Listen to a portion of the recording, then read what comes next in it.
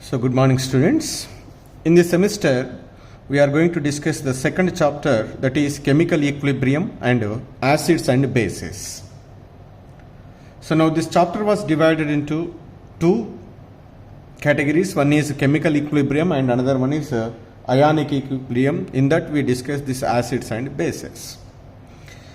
So, first let me move towards chemical equilibrium. So, before going to discuss the chemical equilibrium, we need to know about what do you mean by equilibrium. So, you know very well the reactions sometimes takes place in closed vessels, sometimes takes place in open vessels. But most of the chemical reactions are carried out in closed vessels. Whichever the chemical reactions takes place in closed vessel, in that case, the reactants do not completely reacted to give 100% yield of products. That means, the most of the chemical reactions which are carried out in a closed vessel do not undergo completion, gives products under the given set of conditions like temperature and pressure. For example, let us take a reaction A plus B gives rise to C. This is the reaction. So, in this reaction, initially, before the reaction is started, say 10 moles of A is present, 10 moles of B is present, 0 moles of C is present, because the reaction is not yet started. Once the reaction proceeds, what is happened? The reactants are reacting together to give the products. So, at a particular time, that means as the time passes, as the reaction proceeds, what is happened? Obviously, the concentration of the reactants is decreases. Say the 10 becomes 7, here the 10 becomes 7, and here certain amount of the product is formed, say 3. And again after a certain time, again I will measure the concentration of the reactants and products. The concentration of the reactants A and B are 5 and 5. The concentration of C is said to be, for example, 4. That 4 moles or 4 grams, that is as you choose. Again, so after a certain time, as the reaction is continuously in progress, the concentration of the reactants is once again measured at a particular time. The concentration of the reactants is found to be, for example, so this is 3 and this is 3 and this is 7. Again I will measure after a certain time the concentration of the reactants and products will be remained same as previous calculation. So whenever we get the concentration of the reactants and products does not change, so then that stage we called as equilibrium stage. That means here as the reaction proceeds, the concentration of the reactants is decreases and the concentration of the products is increases. But finally a stage is reached where there is no change in the concentration of the reactants and the products, that is we observed. So that means at that stage there is a balance between the reactants and products. That state we are called as equilibrium state. Okay, this is we are commonly observed in most of the chemical reactions which are carried out in a closed vessel. So when we see this, definitely some questions will be comes to our mind. What is that question will be comes to our mind? So generally whenever the reactants are mixed together, why they do not react completely to give the products? So here when we see this reaction, at whatever the time is there, under a given set of conditions of temperature and pressure, whatever the time you can take in, once the equilibrium state is achieved, there is no change in concentration of the reactants and products. But before starting the reaction, what you are expected? The 10 moles of A and 10 moles of B is mixed together and they are completely reacted to form the products. But actually, does they react completely to give the products? No, they never react completely. So even after a long time also there is some concentration of the reactants and the concentration of the products will be not expected as your calculations is not present. That stage we are called equilibrium state. There at that stage there is no change in the concentration of the reactants and products. So that's why when we see this reaction, definitely there is certain questions that will be comes to our mind in that one. So the very first question is, why do reactions seems to be stop before they completion? Before they completion. This is the one question. Okay. Suppose if I am giving a reaction to you, so if that reaction is not completed, to what extent that reaction can be takes place? So that is also how can you predict it? So that means what is the extent? What is the extent to which a reaction proceeds? A reaction proceed. This is the second question will be comes to our mind. And the third one is, so is there any possibility to change in the concentration of the reactants and products once the equilibrium stage is achieved? Can we modify it? By modifying the condition, is it possible to increasing the concentration of the products by decreasing the concentration of the reactants? That is also one question will be comes to our mind. That is, we can write as, can we modify the conditions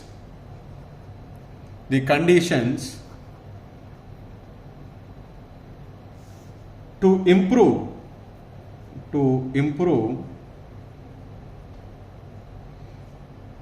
yield of products? So these are the certain questions will be comes to our mind once we can see this type of the reactions. So to answer these questions, definitely we need to be study about the equilibrium and its nature. Then only we can easily answer, so why do reactions seems to be stop before the completion, and what is the extent to which a reaction is proceed? Can we modify the conditions to improve the yield of a product? To answer these questions, definitely we need to be study about we need to be know about the equilibrium and its nature. So now what do you mean by the equilibrium? That is first we need to be defined. Equilibrium.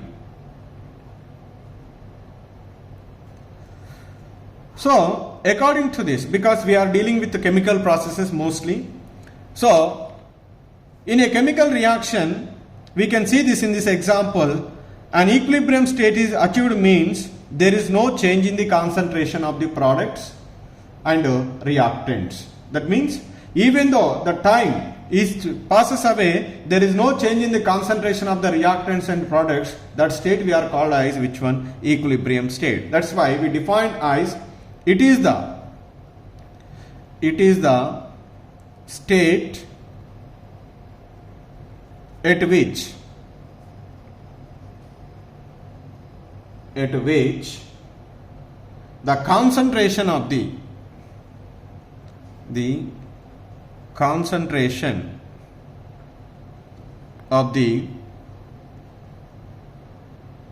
reactants and products do not change with time. Do not change with time. That state we are called as equilibrium state.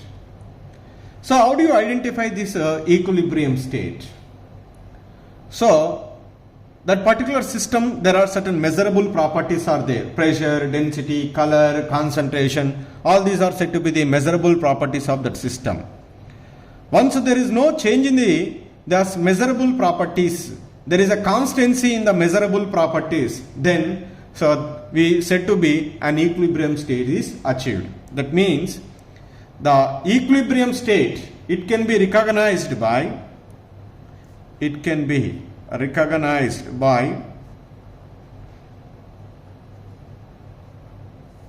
the constancy. That means we are getting the constancy of certain measurable properties,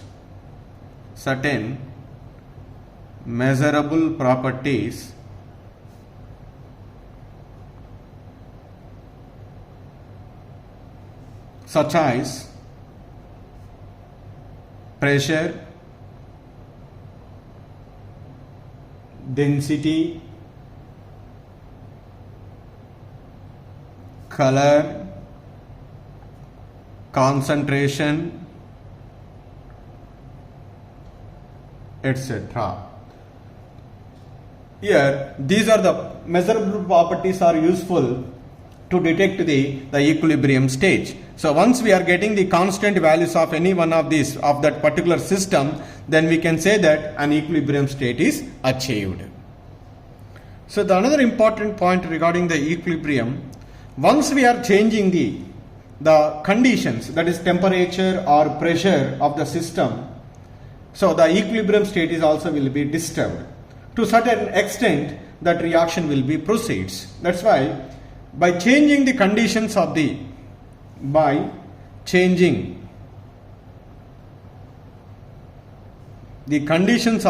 system,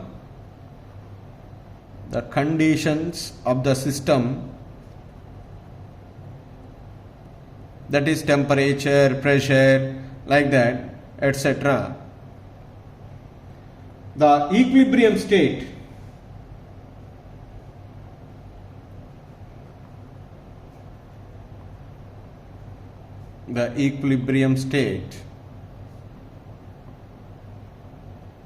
is disturbed.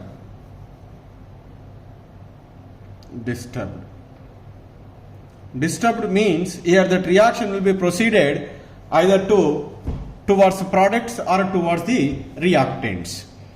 So now that means the concentration of the products may be increases or may be decreases by changing the temperature and pressure. This is the another important.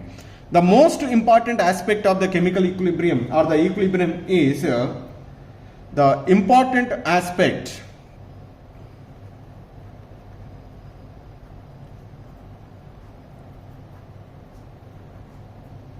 of equilibrium system is the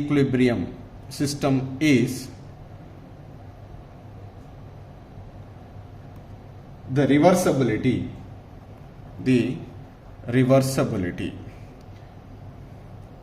So what do you mean by this one? Reversibility.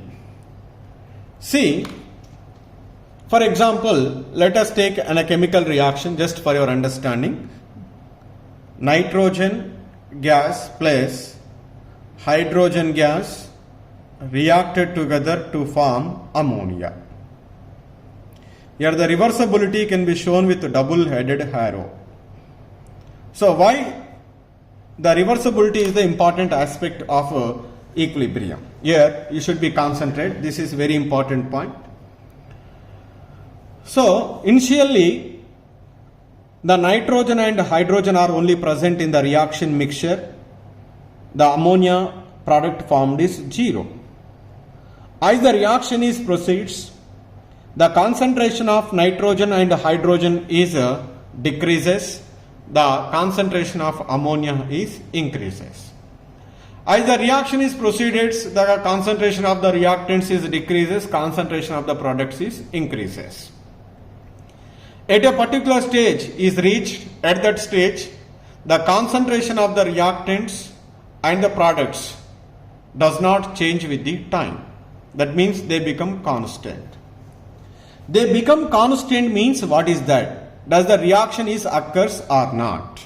That means when we see macroscopic level, what is appear to our eyes is nothing is happening at equilibrium. That's why the concentration of the reactants and products are constant. That is what we feel when we see macroscopic level.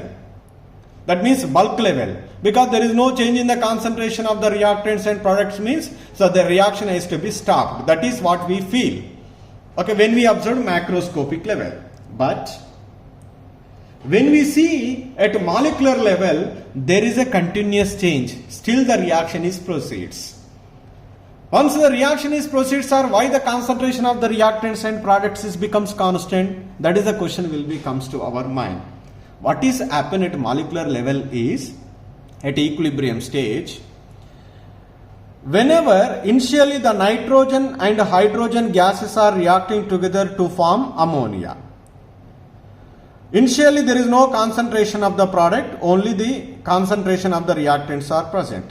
As the reaction is proceeds, the concentration of the reactants is decreases, concentration of the product is increases.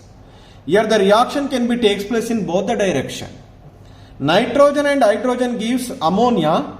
At the same time, the ammonia molecule will be reacted together to give back nitrogen and hydrogen. And that means here the reaction can be takes place in both the directions simultaneously. But initially the rate of forward reaction is more than that of rate of backward reaction. Why? Because concentration of the reactants is more, concentration of the products is less initially. That's why forward reaction can be takes place very fastly as compared to the backward reaction. But as the time passes, as the reaction is proceeds, so the rate of forward reaction is what happened decreases, rate of backward reaction is increases. Why? Because the concentration of the products is increases, concentration of the reactants is decreases. But at a particular stage, the rate of forward reaction is equal to rate of backward reaction. That means the nitrogen and hydrogen is combining together to form ammonia. The same amount of ammonia will be give back nitrogen and hydrogen. So that's why the rate of forward reaction is equal to rate of backward reaction. Once whatever the amount of the reactants reacted together to give products, the same amount of the product can give back the reactant means, is there any change in the concentration of the reactants or products? No, there is no change in the concentration of the reactants or products. That means that process is continuously takes place, both forward and backward reaction. But the rate of forward reaction is equal to rate of backward reaction. That's why there is no change in the concentration of the reactants and products. That is what that is appear to our eye. But in molecular level, there is a continuous, the reaction is takes place in both the direction or not? Yes, that's why. So whatever it is appear for our naked eye at molecular, the macroscopic level, but that is not correct. At a molecular level, there is a continuous progress in the reaction. There is a continuous change. But the continuous changes becomes constant. So that is the rate of forward reaction is equal to rate of backward reaction. That's why whatever the amount of the reactants react to give the products, the same product will give back the reactant. That's why there is no change in the concentration of the reactants and products. That's why we need to be remember the point here. So that we write as your statement, to our eyes whatever it is appears, nothing is happening at equilibrium. This is at macroscopic level. Though at macroscopic level, nothing appears to be happening, but at on molecular level, there is a continuous change. What do you mean by the continuous change? That means forward reaction and backward reactions are continuously takes place. So, but one condition at equilibrium, even though both the reactions are takes place, the rate of forward reaction is equal to rate of backward reaction. That's why the rate of change in concentration of the reactants with the time is equal to the rate of change in concentration of the products, so that the concentration of the reactants and products remains constant at a equilibrium state.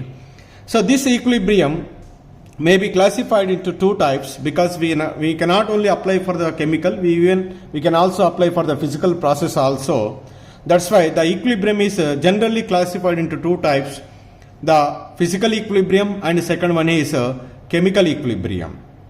If the equilibrium is set up in a physical process, then that is called physical equilibrium.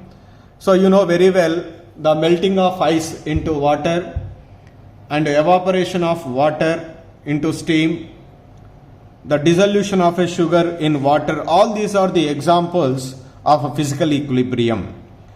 And a chemical equilibrium means if the equilibrium is set up in a chemical process, then that is called chemical equilibrium. So there are so many reactions which are carried out in a closed vessel. In those reactions they do not undergo completion. In that case the equilibrium is set up between the reactants and products. So when we are observed the different types of chemical reactions, this chemical equilibrium is exist between the reactants and products are generally classified into three. That is we can detect it experimentally. So what are that three is, in some of the chemical reactions, as the reaction is proceeds, the concentration of the reactants is decreases, concentration of the products is increases. When an equilibrium is established between the reactants and products, the first case is the concentration of the reactants is very less. That means almost the reaction is completed, very small quantity of the reactant is left. Even that small concentration of the reactant, how much amount of the concentration of the reactant is present, that is even we cannot determine with experimentally. And such type of the reactions also will be present. In the other case of the reaction, when an equilibrium is set up between the reactants and the products, the amount of the reactants involved in the reaction is very less. That means the concentration of the product is very less and the concentration of the reactants is very high. That is the second category reaction. The third category reactions in which the equilibrium is set up between the reactants and products, the concentration of the reactants and products are comparable in the concentrations. That means certain quantity, the considerable quantity of the reactants are involved in the reaction, the considerable quantity of the products are formed. That's why, so in that cases, the concentration of the reactants and products are comparable at equilibrium. That means here totally three types of the chemical reactions we are observed. In that one, the equilibrium is set up between the reactants and products. The first case is the concentration of the reactants is very minute at equilibrium stage. The concentration of the reactants is very high, only small quantity, very small quantity of the reactants involved in the reaction, so that the concentration of the reactants is very high, concentration of the products is very less. In the third case is the concentration of the reactants and products are comparable at equilibrium. So that means there are three types of the chemical reactions we are observed. Okay, in that an equilibrium is set up between the reactants and products. So this is about the introduction class about the equilibrium and types of equilibrium. Here only we need to be remember the three important points. The very first point is equilibrium means the state at which there is no change in the measurable properties of the reactants and products or the system. In terms of chemical equilibrium, we need to be remember one point to define the equilibrium state is the concentration of the reactants and product does not changes with the time. At what stage it is happening, that is called equilibrium state. And the second point we need to be remember here, equilibrium state means the reaction is stopped. That is not correct. At equilibrium state, the rate of both the reactions are takes place, forward and backward reactions continuously, but the rate of forward reaction is equal to rate of backward reaction. That's why there is no change in the concentration of the reactants and products. There is no change in the concentration of the reactants and product means that don't feel the reaction has to be stopped. The reaction is not stopped, the reaction is continuously takes place, but in both the direction the reaction is takes place, so that there is no change in the concentration of the reactants and products. That is the second point we need to be remember. And the third point is the equilibrium state is not only confined to the chemical processes, even it is also present in the physical process. That's why the equilibrium is generally classified into two types, physical equilibrium and chemical equilibrium.